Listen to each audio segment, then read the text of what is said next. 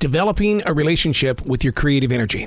It's a must. It's an exercise that you've got to develop. You can't just assume that creativity is going to show up when you're in the mood for it, because there are many times it's in the mood for you, but you're not in the mood for it, and then you wonder why you're in a bad mood. Creativity is an addiction. You've got to treat it as such.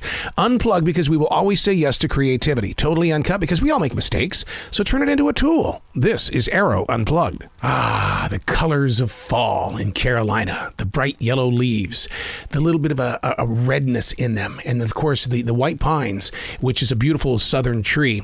The way that the needles, they change and they themselves become part of the blanket on the forest floor. And so to be sitting inside this studio today and to see all of these colors around me and then to walk outside, oh my God, it's like only 54 degrees. And you just go, whoa, whoa, whoa. Okay, embrace it. Embrace the change. It's fall time in Carolina.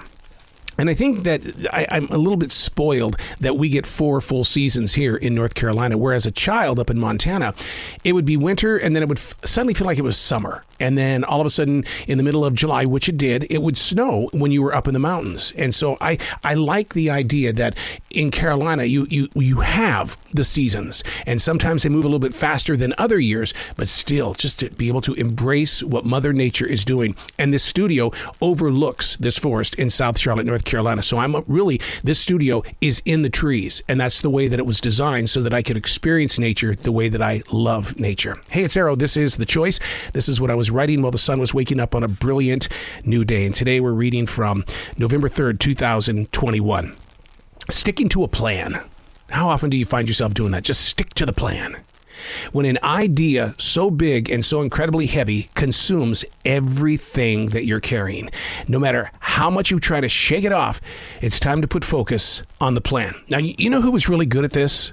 Richard Williams was and still is very famous for making his plan a public event. He would always talk about it in public. My plan, my plan. His vision was to coach the 2 biggest tennis players in the world, a father deeply dedicated to protecting his loved ones. He's always talked about his plan. See, I do no interviews or conversations with people of fame unless I've planned for them. Planning to me is that one thing that has got to happen. To plan is to prepare. And as I write that, I'm reminded of the number of times I keep hearing people these days, post-COVID-19, how, well, we had planned to do that, but we've made a shift in our plans. It seems to be the accepted excuse. You planned to do that? You don't want to do that anymore? It's almost like life has gotten in the way of everybody.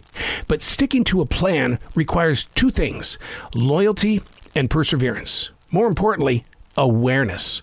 Where, instead of just standing around waiting for the plan to happen, what you've got to do is you've got to move with the constant changes and challenges. When do you look in the mirror and say, it didn't go as planned. I guess I need to make new plans? Man, that actually sounded like my mother. Oh my God. I had like an instant flashback of my mom. My mom would say that all the time. Well, it didn't go as planned. I guess I'll make new plans. All my life, Mom was always making new plans. We didn't stick to the plan. And that, I think, has affected me as an adult because my plans include the ticks on a clock. And I live a life of windows. Everything that I do, for instance, like today, I had 6 incredible conversations with people of fame. The production part of the podcast, you have to put your episodes up, you have to market them. And then I've got to be able to go to this, and I've got to go to this, and it's got to fit within this window so I can be back here at 3:30 for another rock star interview. And then I've got to do this, and I've got to do this. Oh, is it time for dinner yet? It's all in the windows. It has to go as planned if I don't stick to my plan. And I think that's what drove me crazy as a production director, was that I planned out my days.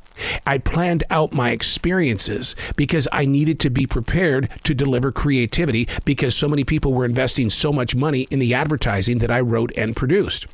And when something would interrupt my plans, the first thing that I would always think about, and I guess this was my weakness because they would yell at me all the time. This was my weakness, is that you got to change your plans in order to be with our plans.